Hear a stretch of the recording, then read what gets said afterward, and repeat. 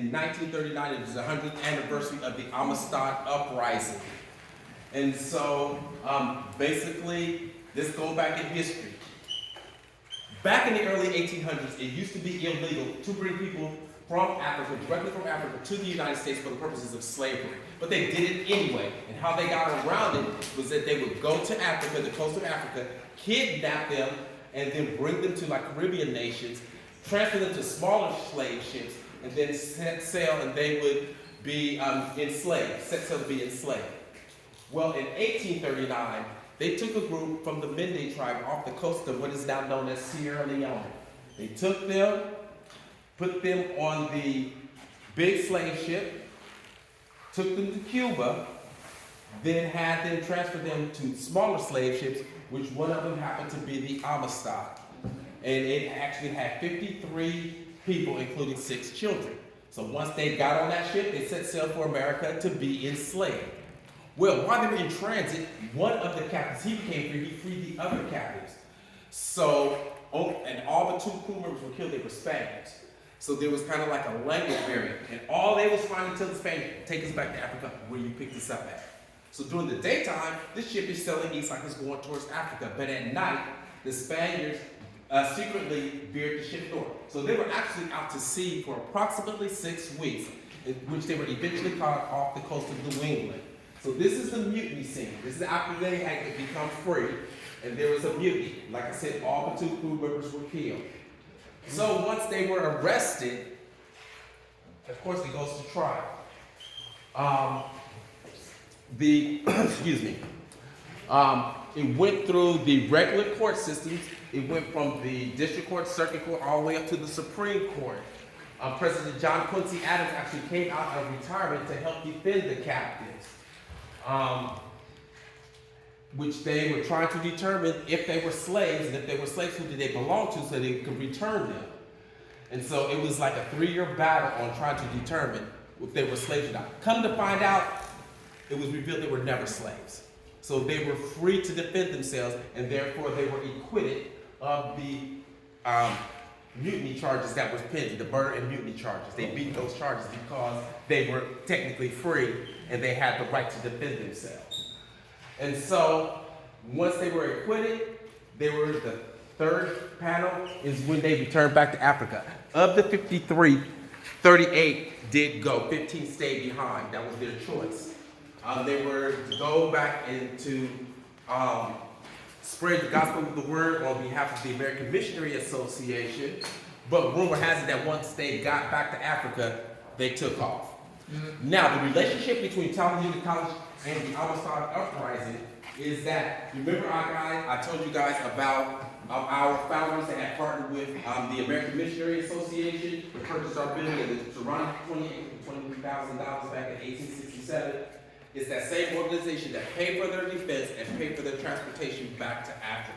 So that's the relationship between Talladega College and the Amistad Uprising.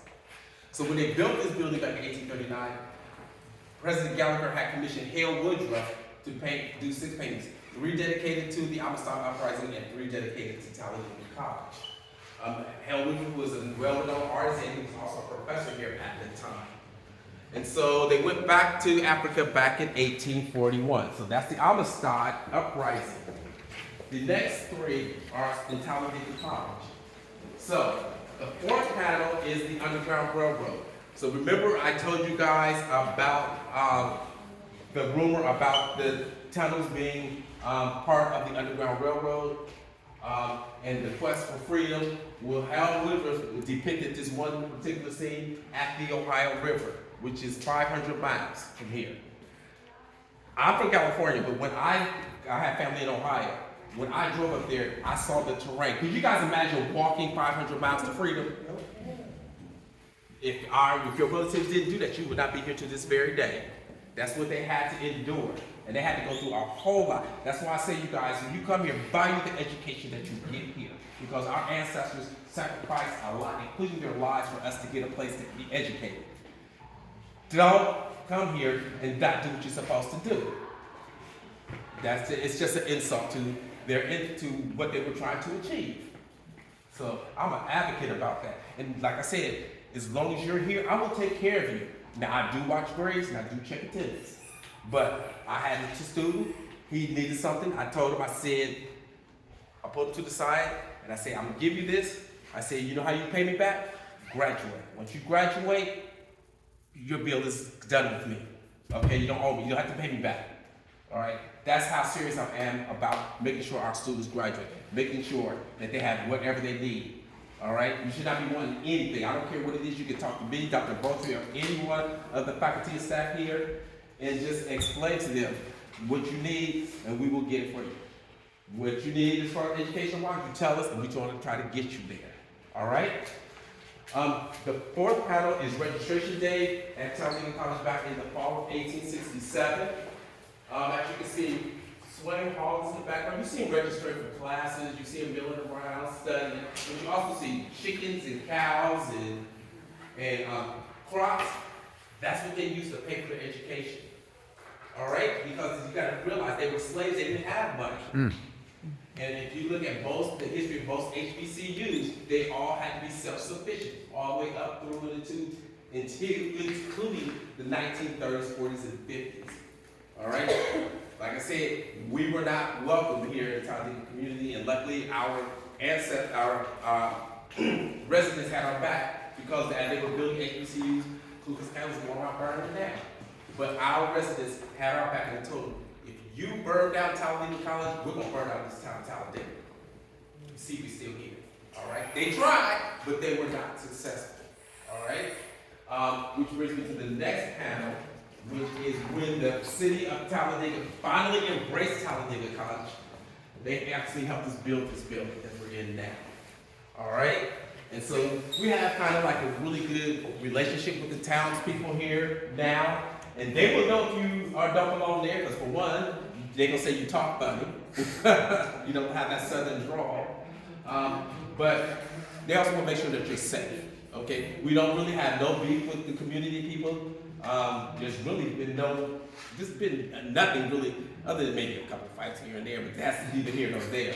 If you have anything, any drama or anything, leave that at home. Don't bring that here to Talladega College. Okay? Come here, because you're going to have a clean slate, because ain't nobody going to know who you are. Okay? And this is a good place to get a good start. That's why colleges was built, to help be a safe zone so you can learn to become an adult, where you learn critical thinking and problem solving. That's the ultimate goal of a college degree. Critical thinking and problem solving. And that's what you learn right here at Talladega. If you can master those, then you can keep on and make your mark in the world. Any questions? Okay. We're going to go ahead on and walk on around.